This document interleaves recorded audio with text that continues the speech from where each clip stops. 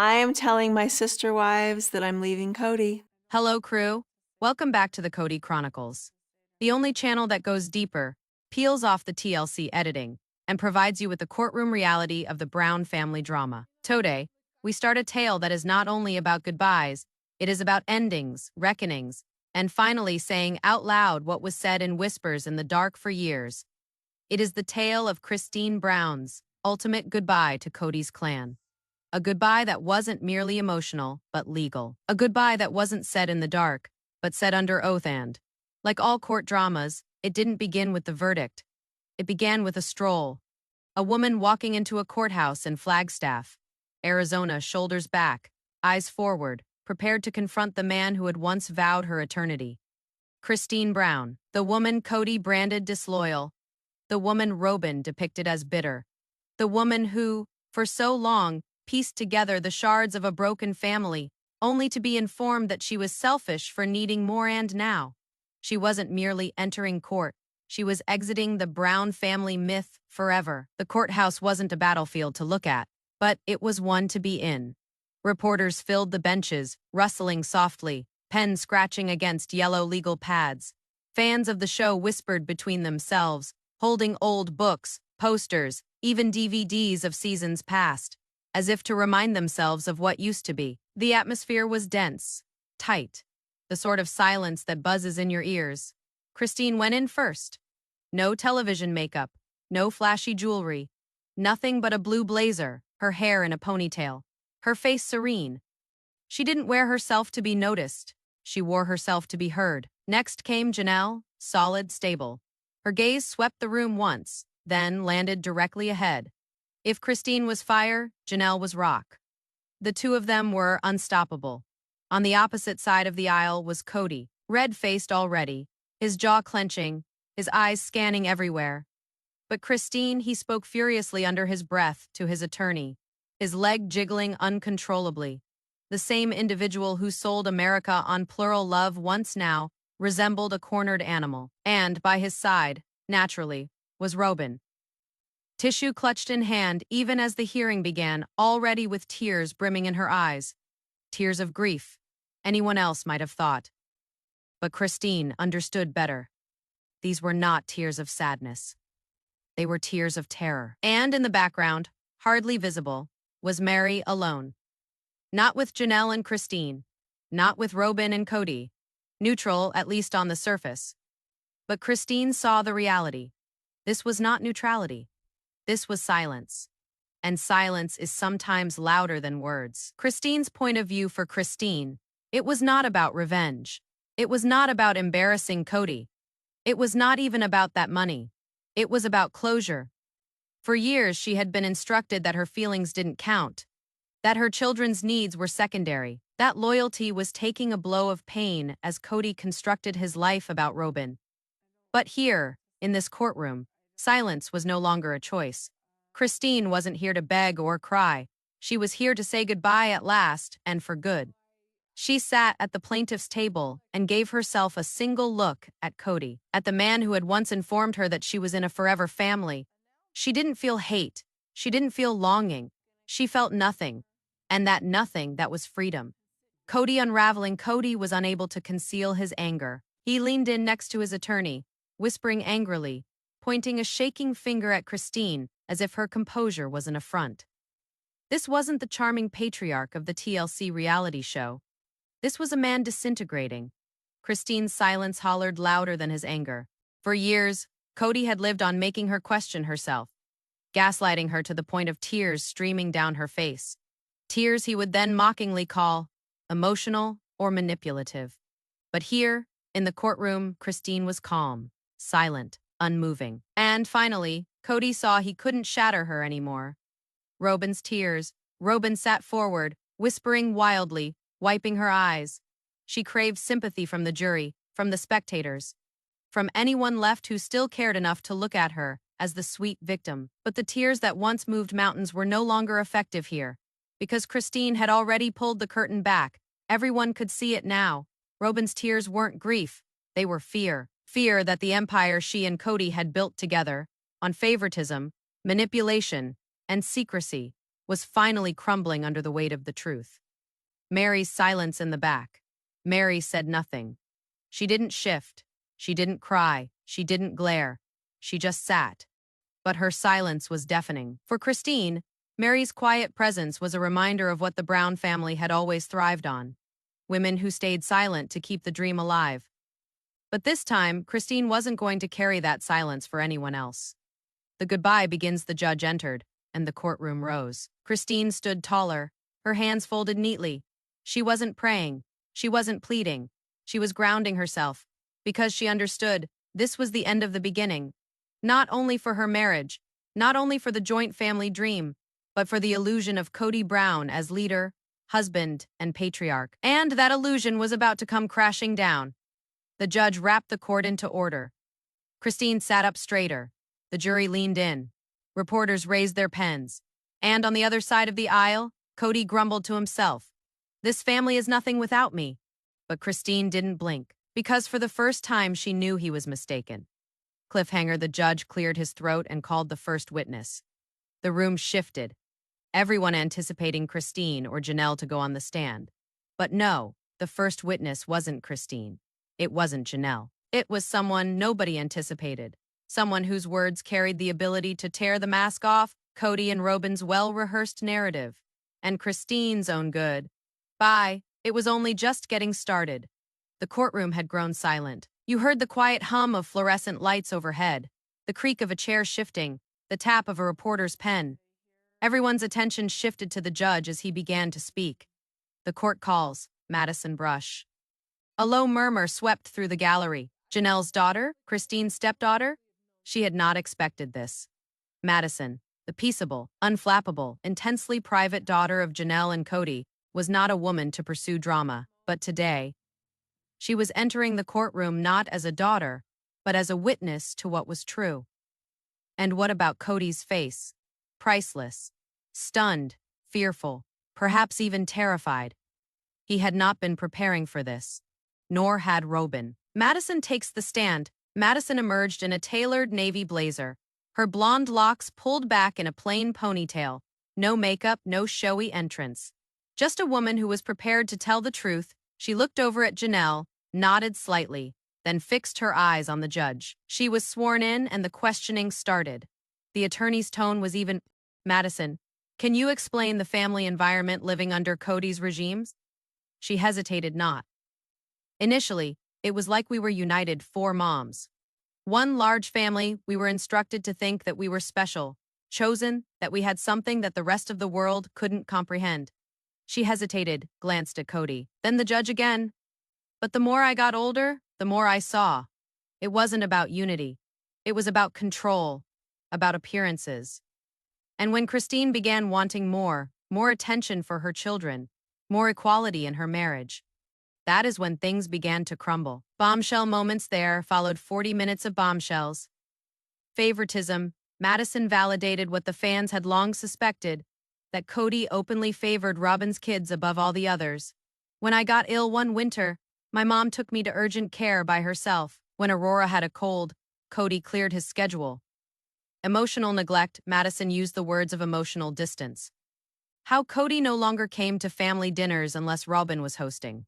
He used to be there, then he wasn't. Christine's breaking point. Madison detailed times she saw Christine being dismissed, belittled, even humiliated. She would propose a holiday plan. Kody would ignore it, unless Robyn parroted it. The courtroom fell silent. Even Kody ceased fidgeting, but Madison wasn't finished. Direct words to Kody. The lawyer hesitated.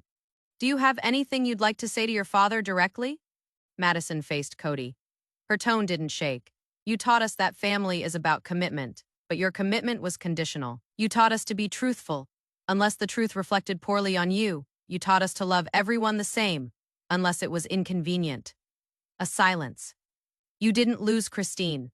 You drove her away, and you are doing the same to everyone else." Even the stenographer stopped, fingers hovering above the keys for one instant.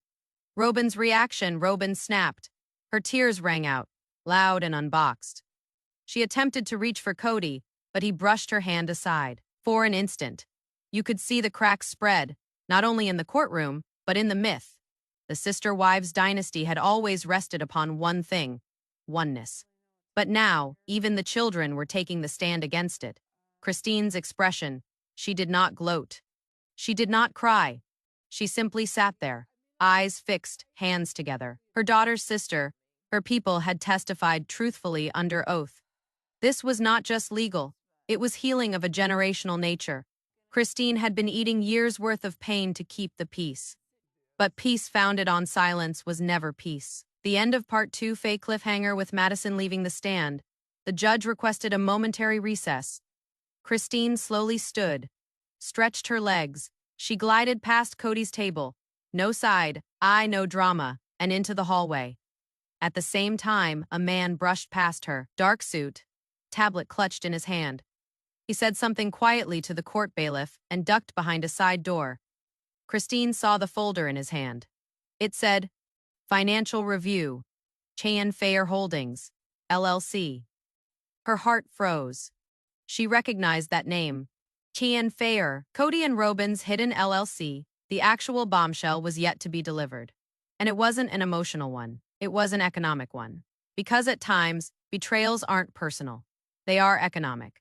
And Christine. She was going to reveal it all. The courtroom atmosphere had shifted. It wasn't merely a war of emotion, family scars, or even broken relationships anymore. It was now about something more. Something with consequences. Money, fraud, deception. When Christine saw the folder that read, Shenfire Holdings, LLC, her breath caught. The name had lingered in rumors for years, connected to haphazard property transfers, secret payouts, an LLC that popped up after Robyn came into the picture. And coincidentally, roughly when the original family bank account started hemorrhaging. Until now, it'd been mere rumor. But now, it was proof. And someone had brought it to court. The investigator's testimony. The court reconvened. A different man stepped forward to the witness stand. He identified himself as James Whitmore, forensic accountant, sharply dressed man. No nonsense. Christine leaned in. What is Cheyenne Fair Holdings? Asked the attorney. James pushed his glasses up on his nose and stated dryly, a limited liability company organized under Arizona statute in 2016, primary members Kody Brown and Robyn Sullivan Brown. Pause. He went on. It has been used to buy assets, partial land rights to Coyote Pass, 2 cars, and a private business consultancy under a pseudonym, none of which were revealed to the rest of the family. Courtroom shock, gasp. Audible from multiple wives. Christine appeared to be stunned, but not surprised. Janelle crossed her eyes, arms folded tightly. Meri appeared as if someone had thrown ice water on her.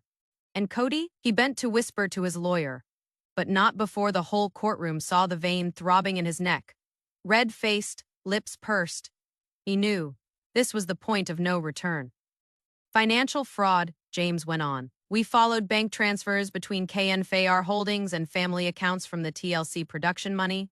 About Feifei was funneled through this LLC over 4 years. Christine's face set. She had pleaded for assistance with tuition for Isabel's operation. She was informed there wasn't enough. Now, she knew. Money was available. Just it wasn't for her children. It was for Robyn's. Robyn's defense. Collapses. The camera lingered on Robyn. She was sobbing. Again, but this time, it wasn't the dainty, porcelain, tear weeping. This was hysteria. Smudged mascara, trembling lips, fidgeting hands wringing a crumpled tissue. She whispered to her lawyer, I didn't know. I didn't know what he was doing. But Christine did remember. She recalled the birthday parties with special decorations for Robyn's children, while Truly received dollar store streamers, the private school tuition, the new SUV. She no longer believed the tears. Neither did the judge. The divorce papers resurface, and then came the big one. Christine's lawyer stood. Your Honor, at this time, we'd like to enter into evidence the signed divorce agreement between Ms. Christine Allard Brown and Mr. Kody Brown, which includes a financial declaration. The document appeared on screen. Christine's signature. Kody's signature, Robyn's notary seal. It was all there, but there was a discrepancy. The financial disclosure Kody provided at the time of the divorce did not list KN Fair Holdings. Gasps again. Christine looked at the judge, her voice firm. He lied, under oath. And I didn't stand up then, but I'm standing now. Christine's strength. What distinguished Christine wasn't that she left. It was the manner in which she did it, with dignity, with integrity. But now the truth was catching up. The judge nodded gradually, going over papers. Meri dug into her handbag and produced a creased piece of paper. She went over, unauthorized, and handed it to Christine. Christine unfolded it. It was a bank statement from Fay Deposits by KN Fayer Holdings into a joint account with Kody and Robyn, Meri had whispered. I discovered it when we still had a joint mailbox. I didn't get it back then. I do now. Conclusion part. Fay cliffhanger, the judge rapped his gavel once. We will be back tomorrow, Miss Brown. Get ready to talk about the consequences of this LLC. And Mr. Brown, you might want to hire some additional attorneys for financial misrepresentation. Christine remained standing. The courtroom slowly cleared. But outside the courthouse, dozens of reporters gathered. Christine, is this the end of the family? Christine, will Kody face charges? Christine, are you filing a civil suit? She didn't answer, but she looked straight into one of the cameras and whispered, They never expected me to speak. But I'm not staying silent anymore. The courtroom was thick with the sort of silence that happens after a bomb has dropped. Christine had just dropped evidence of financial dishonesty, secret bank accounts, an unknown LLC, and a falling wall of lies that had kept the Brown family intact for way too long. But what followed wasn't a piece of paper. It was a video, and it would alter everything. The flash drive. Christine sat quietly at the plaintiff's table. Her attorney opened a small evidence envelope and pulled out a silver USB flash drive.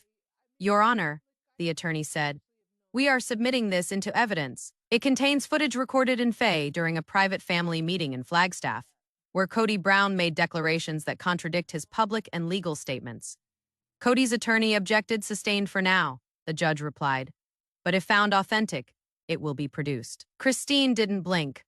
She merely gazed down at her folded hands, because she knew what was written on it. The night everything changed when the cameras weren't present in Fay to televise, TLC. Christine had started suspecting that Kody was concealing more than mere affection, so she turned on her phone camera, setting it face down on a shelf. What it recorded wasn't edited, not scripted, just raw. In it, Kody is pacing, angry. You think I care what Meri thinks? She is dead weight, and Janelle? She is just stubborn. You're trying to be the hero. Like you always are, Christine. The truth is, Robyn's the only one who listens. The room in the video falls silent. Then, he says it, I'm done pretending this is a plural family. It's not. It hasn't been in years. Courtroom reaction. The judge allowed it to be played. As the courtroom lights dimmed and the footage flickered on screen, even Kody had to look away. Gasps rippled through the room. Janelle covered her mouth. Meri lowered her eyes. And Robyn, she sobbed. But this time, no one reached out to comfort her. Christine's turning point. The video ended. Christine stood up, not to gloat, but to speak. I recorded that because I knew. One day, I'd have to prove I wasn't crazy. That I wasn't dramatic. That what I felt wasn't just in my head. She spoke to the judge. He lied to all of us. But most of all, he lied to himself. Kody's breakdown. For the first time, Kody cracked. He slammed his hand on the table. This is a witch hunt. I built this family. I gave everything. The judge held up his hand. Mr. Brown, sit down, but Kody continued to go on. I am the reason we had a television show. I gave up everything for them. And now they're all turning on me. Christine leaned in and whispered, You gave up truth. Public fallout outside the courthouse.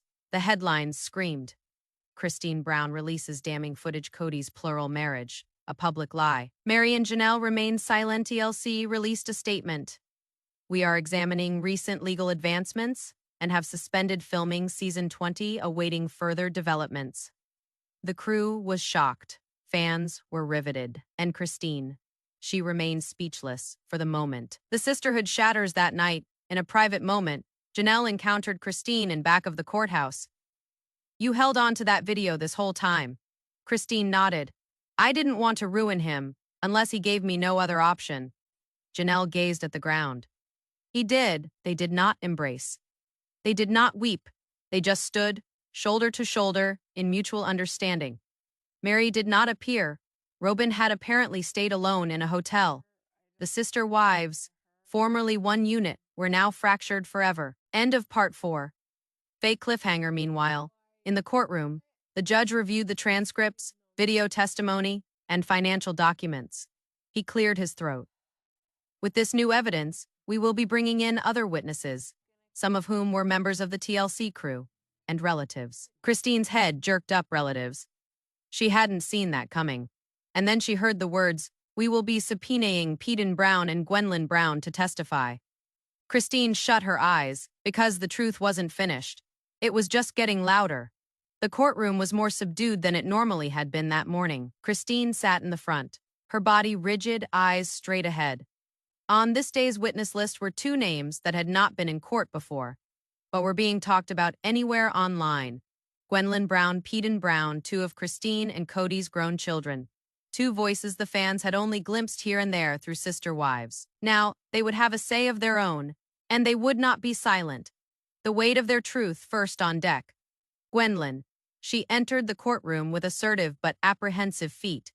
Wearing dowdy colors, she appeared more calm than everyone had anticipated. Christine's eyes filled with tears, merely gazing upon her. The judge administered the oath. "Do you swear to tell the truth?"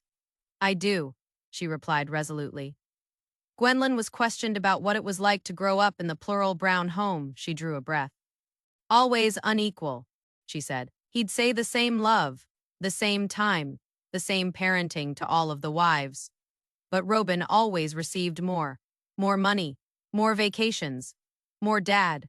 Christine blotted her tears. "He'd speak about family harmony on television, then exit our home for days. We watched him father Robyn's children while we parented ourselves." Christine's face, Peden's voice, and then there was Peden Brown. He wore no suit, only a button-down shirt, crisp and ironed, and jeans. He was never one to play for cameras, and he didn't begin now. Peden's testimony was raw and emotional, and laced with tension. "I don't despise my dad," he started out, "but I lost respect for him when he lost appearing." He glanced at Kody, who now seemed pale. "He once said to me that being a man is taking care of your own, but he never actually took care of us. He did fatherhood, he didn't live it." The courtroom fell silent. "The only parent I ever had who was consistent was my mom." Kody crumbles. Kody's lawyers attempted to object, calling it irrelevant emotional testimony, but the judge permitted it. "Character and conduct of the defendant are core to this case," he said. "Let the children testify." This wasn't solely emotional manipulation, this was financial deception. Kody's turn. Kody was summoned to testify.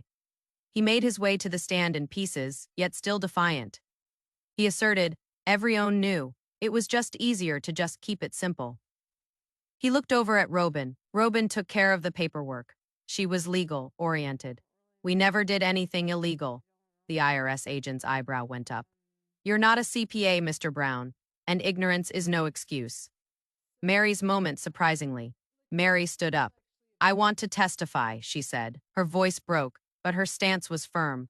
"I didn't know about the LLC, about the money, about how much I didn't know, until now." The judge permitted her statement. Meri went on. "We all thought we were part of something special. Turns out, it was just paperwork, a business, and only one wife was written in." Outside court, public meltdown. TMZ. People, The Sun, Reddit, all lit up within minutes. Fraud scandal rocks sister wives. Robert Brown named an IRS investigation. Janelle Faye Christine financially cut off. TikTok creators broke it down. YouTubers dissected the documents, and the hashtag FakeNRF fraud trended in Faye countries. Christine's silent power. Christine gave no interview that day. She merely posted a quote on her Instagram story. "Some dreams were built on lies, but mine will be rebuilt in truth." No caption, no hashtags, no explanation, but it said it all. The letter. As court adjourned, Christine was given a sealed envelope. She opened it slowly, her hands shaking a little. Inside, a letter hand written by Truly. "Mom, I know this is all hard, but I saw you smile today. You don't smile like that with Dad, so I know you're on the right track. I love you. I'm proud of you." Christine clutched it to her, closed her eyes, and wept. For the first time in weeks. Cliffhanger ending Faye. The anonymous sources later that night.